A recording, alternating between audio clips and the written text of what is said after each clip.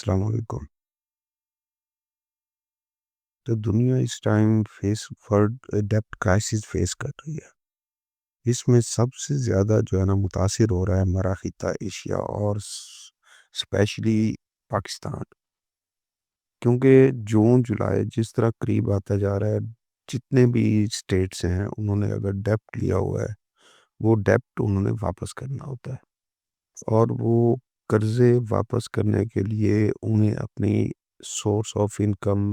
بڑھانی پڑتی ہے۔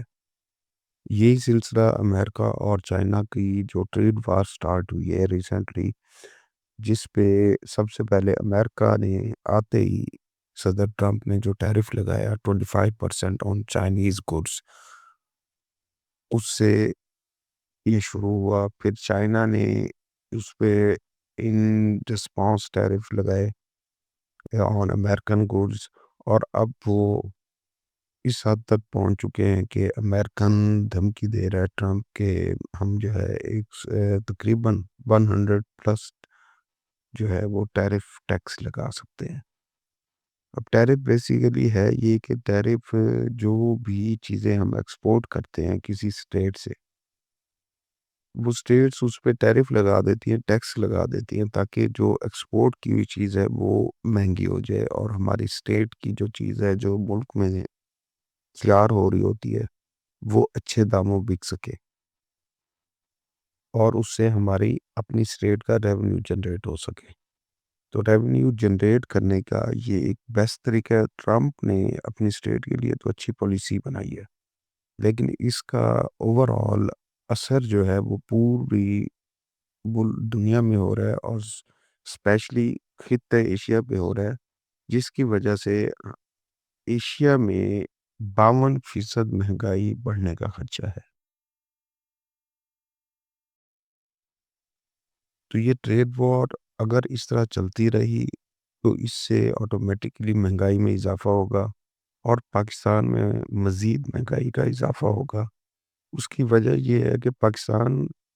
زیادہ تر چیزیں چائنا سے ایکسپورٹ کرتا ہے،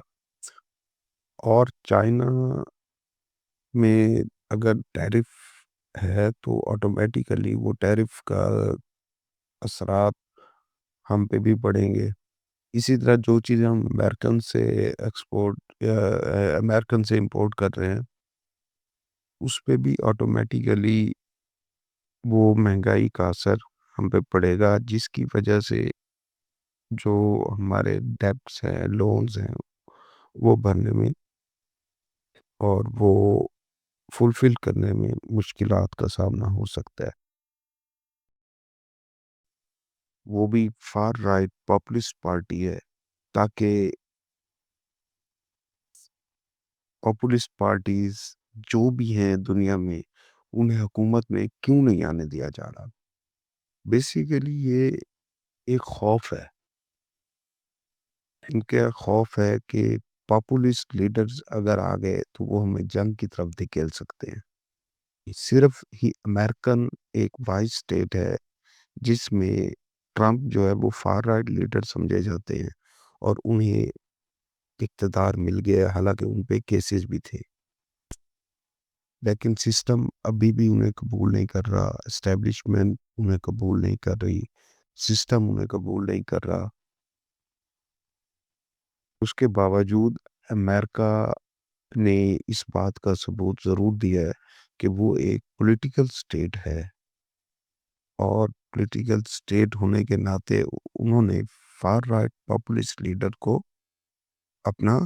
لیڈر چنا۔ ایلن مسک کی ریسنٹلی